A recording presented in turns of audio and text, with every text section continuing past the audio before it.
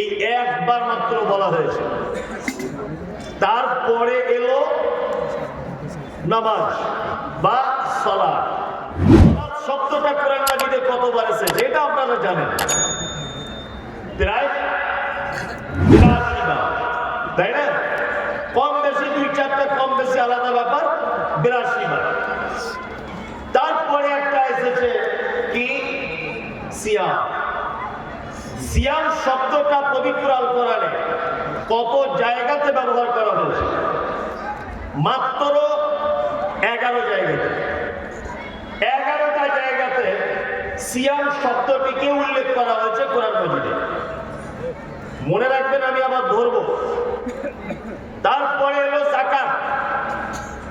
এই যাকাত শব্দটি পবিত্র আল কোরআনে আকিমিস সালাত ওয়া আতুজ যাকাত, সালাতের সঙ্গে যাকাতকে নিয়ে আসা হয়েছে 29 বার। আর 2 বার আল্লাহ সুবহানাহু ওয়া তাআলা খাস করে যাকাতের কথা বলেছেন।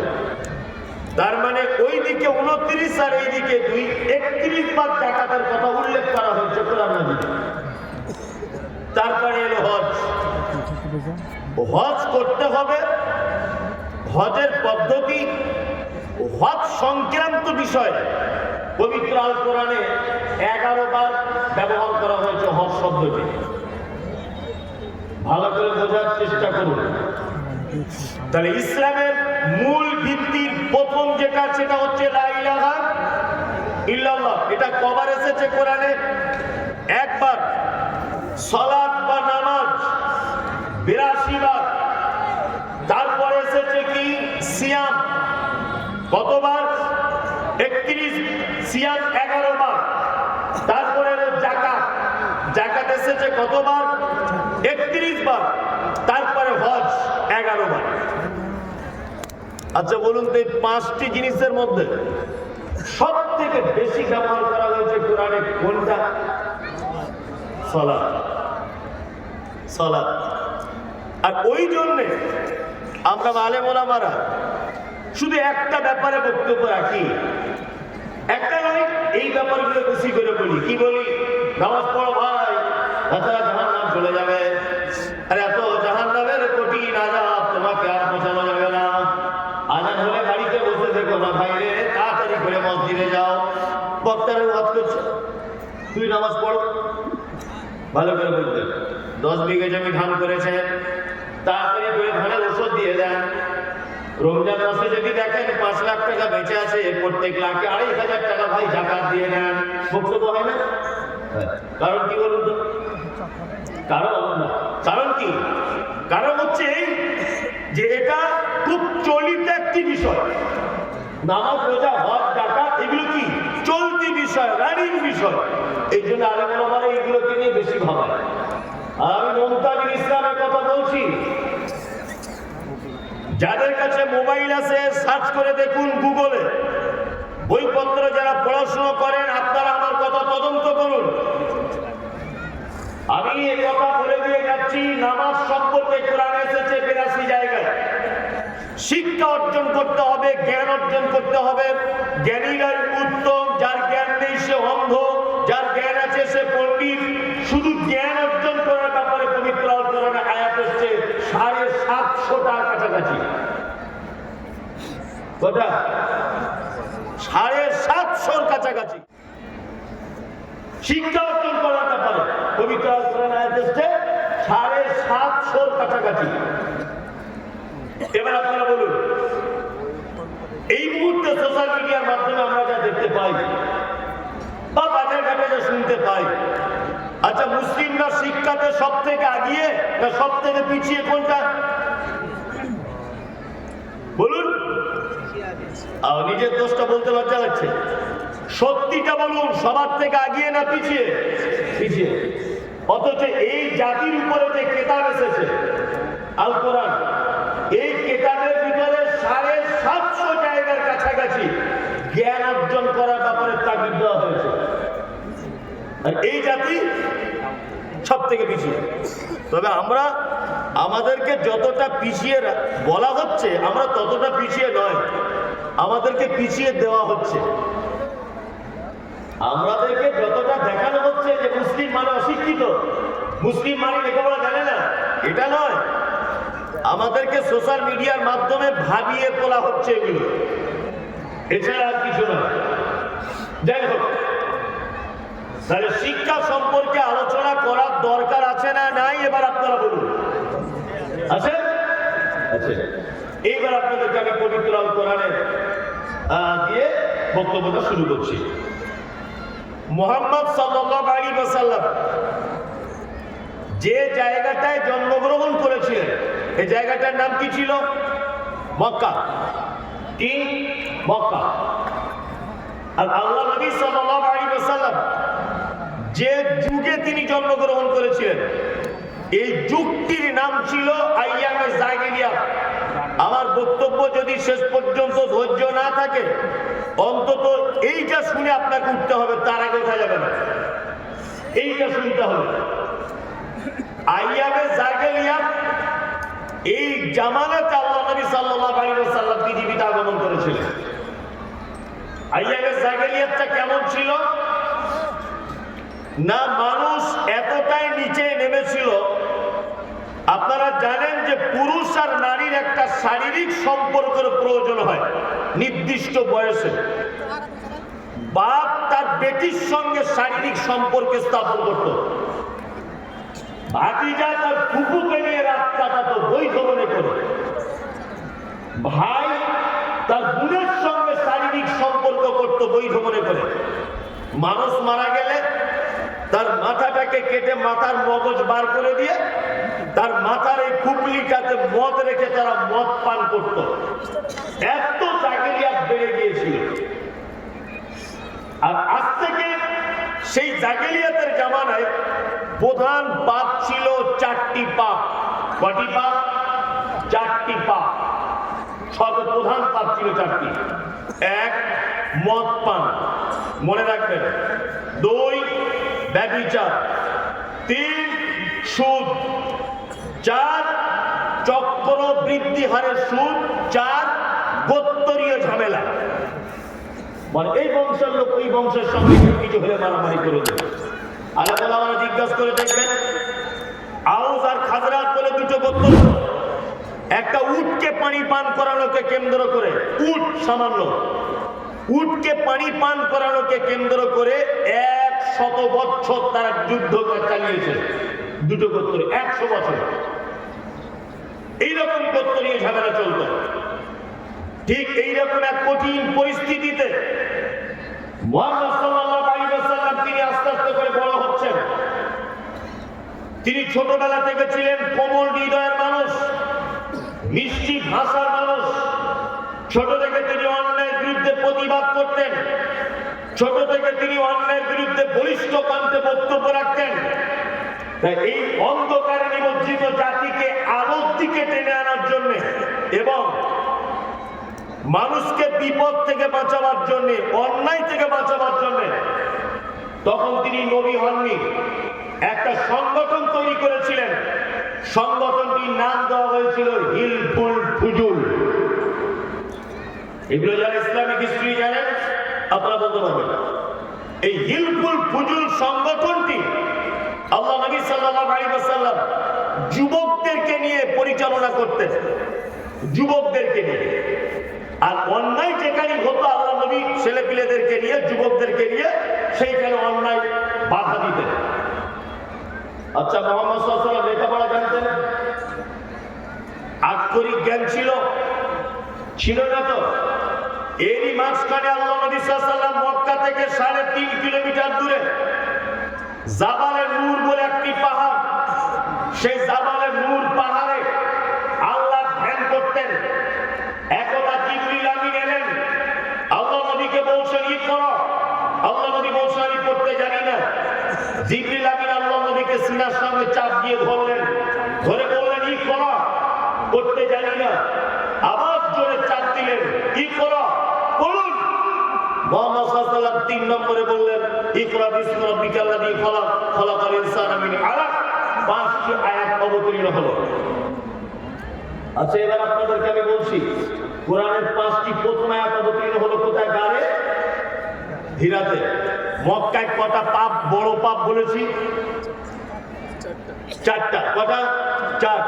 মদ হারাম, ব্যভিচার বেশি ছিল, মদ ছিল, সুদ ছিল, আর গোত্তরীয় ঝামেলা ছিল।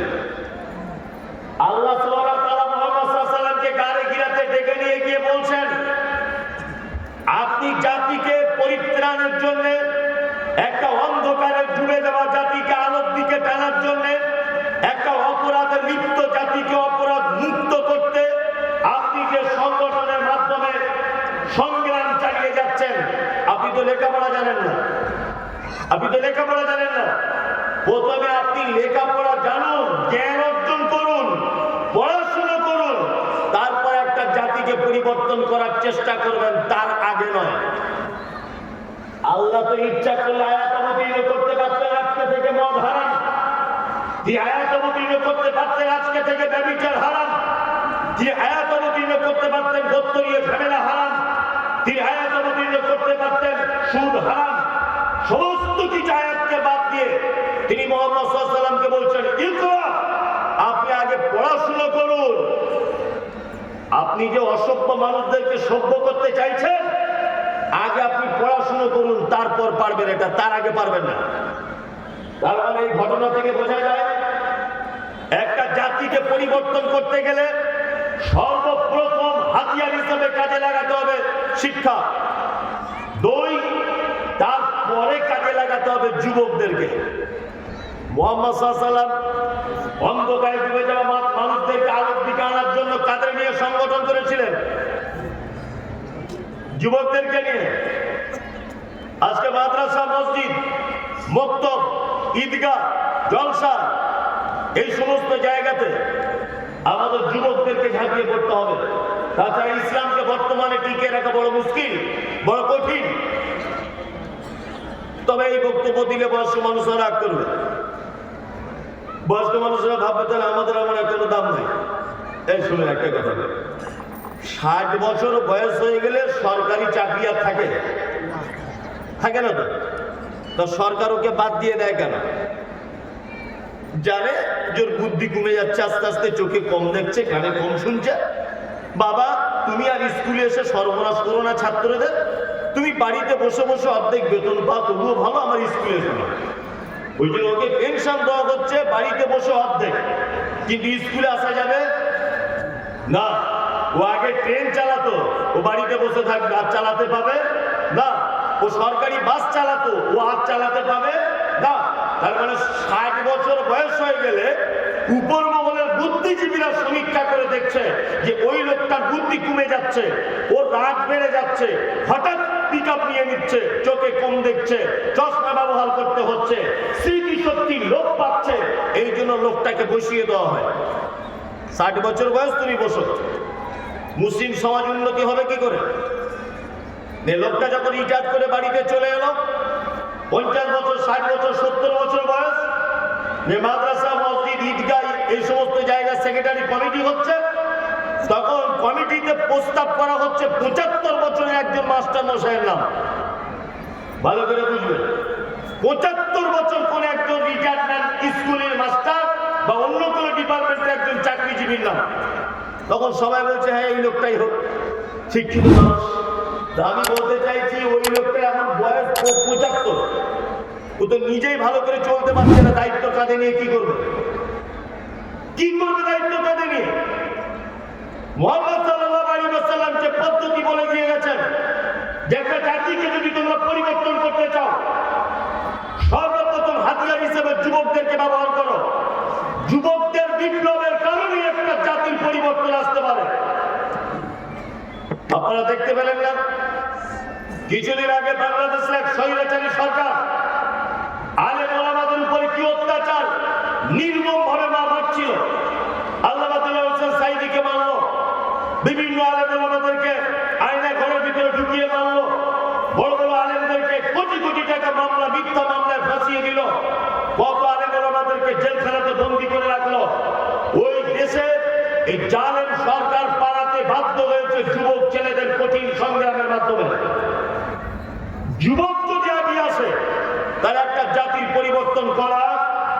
কি সম্ভব। এদেরকে আগিয়ে আনলে 2-3টে জিনিসের উপকার। আপনাদের গ্রামে আপনাদের এলাকায় মাঝে মধ্যে ফুটবল টুর্নামেন্ট হয়, খেলা টেলা হয়, আচ্ছা এইগুলো দেয় কারা? বুড়োরা, কারা? যুবকেরা।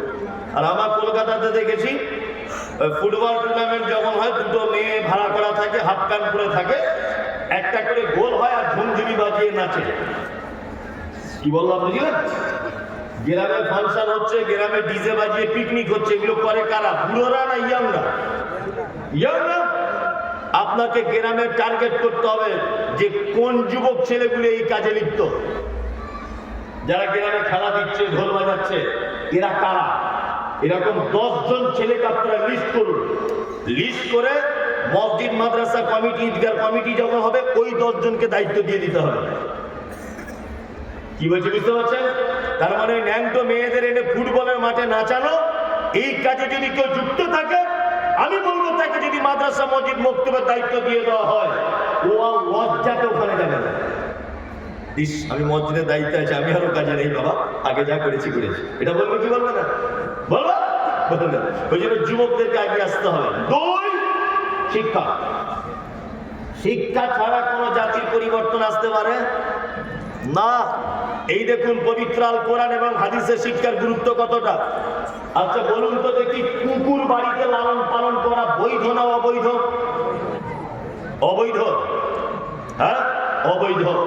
আল্লাহর নবী কি বলেছেন? আল্লাহর নবী বলেছেন, কেউ যদি বাড়িতে ইচ্ছা করে কুকুর যদি লালন পালন করে, ইচ্ছা করে, তাহলে প্রত্যেক দিন সকালবেলা তার আমলনামা থেকে 2টো উহুদ পাহাড়ের সমান নেকি মাইনাস করে দেওয়া হবে। প্রতিদিন 2টো উহুদ পাহাড়ের নেকি কি করা হবে? মাইনাস। যাদের বাড়িতে এরকম কুকুর টুকুর আছে, ঝাঁটা মেরে কাল সকালে বিদায় করুন। নাম্বার 2, আল্লাহ নবী সাল্লাল্লাহু আলাইহি ওয়াসাল্লাম বলছেন, যে কুকুর তার মালিকের মুরগি কোনটা ওটা চেনে, আর বাইরের মুরগি ওটা চেনে। ঘরের লোককে দেখলে ডাকে না, পরের লোককে দেখলে ডাকে। মালিকের মুরগি দেখলে ধরতে যায় না, অন্যজনের মুরগি দেখলে ধরতে যায়। মালিকের ছাগল দেখলে কামড়াতে যায় না, অন্যজনের ছাগল দেখলে কামড়াতে যায়। এক কথাতে যে মালিক তার কুকুরকে ট্রেনিং দিয়েছে, শিক্ষা দিয়েছে, এটা আমার ছাগল ধরবি না, এটা আমার গরু ধরবি না, এটা আমার পোতা কামড়াবি না, এটা আমার মুরগি ধরবি না, এই ট্রেনিং যে কুকুরকে দিয়েছে তার মালিক, আল্লাহ নবী সাল্লাল্লাহু আলাইহি ওয়াসাল্লাম বলছেন, ওই কুকুর তার মালিক তার বাড়িতে কাজে ব্যবহার করতে পারে। তোমার ধানের জমি, তোমার আমের বাগান, তোমার পোল্ট্রির ফার্ম, তোমার ছাগলের ফার্ম, গরুর গোয়াল ঘর, তোমার বাড়ির সিকিউরিটিতে ওই প্রশিক্ষণ প্রাপ্ত ট্রেনিংওয়ালা শিক্ষিত কুকুরকে ব্যবহার করতে পারবে, কোনো সমস্যা নেই। মুহাম্মদ সাল্লাল্লাহু আলাইহি ওয়াসাল্লাম মানুষ তো দূরের কথা, শিক্ষিত কুকুরকে পর্যন্ত সম্মানের চেয়ারে বসিয়েছেন। শিক্ষিত কুকুরকে পর্যন্ত সম্মানের চেয়ার দিয়েছেন। কি বলছে বুঝতে পারছেন তো? মানুষ শিক্ষিত অশিক্ষিত এটা তো অনেক দূরের কথা। আল্লাহ নবী বলছেন, যে কুকুর ঘরের মুরগিটা বুঝে আর পরের মুরগি দেখলে কামড়াতে যায়, এই ট্রেনিংটা যে মালিক তার কুকুরকে দিয়েছে, ওই কুকুর বাড়িতে ধানের গোয়াল ঘর, গরুর গোয়াল ঘর, ধানের জমি, ওই আপনার আপেল আঙুরের জমি, ওই আপনার আম বেগুনের জমি, আপনি আপনার কাজের জন্য কুকুর ব্যবহার করতে পারেন, কোনো সমস্যা নেই। কি বুঝলেন? মানে শিক্ষিত কুকুরকে পর্যন্ত মুহাম্মদ সাল্লাল্লাহু আলাইহি ওয়াসাল্লাম পারমিশন দিচ্ছেন। ইসলামের শিক্ষার গুরুত্ব কতটা বুঝতে পারছেন তো? হ্যাঁ, আমরা দিই শিক্ষিত মানুষদের মর্যাদা দিই। আজকে অশিক্ষিত মানুষদের ভিড়ে শিক্ষিত মানুষদের খুঁজে পাওয়া যায় না। আজকে কি অশিক্ষিত মানুষদের ভিড়ে শিক্ষিত মানুষদের আর খুঁজে পাওয়া যায় না। আল্লাহু আকবার। আপনাদেরকে একটা কথা বলে যাচ্ছি, শুনে রেখে দেন। বর্তমান সমাজের অবস্থা কি? শিক্ষিত মানুষকে মূল্যায়ন না করার কারণে আমাদের কত ক্ষতি হচ্ছে, এই জায়গাগুলো আপনাদেরকে ধরিয়ে দিচ্ছি। দেখুন, আমি মমতাজুল ইসলাম, পচা মূর্খ, ধরে নেন, পচা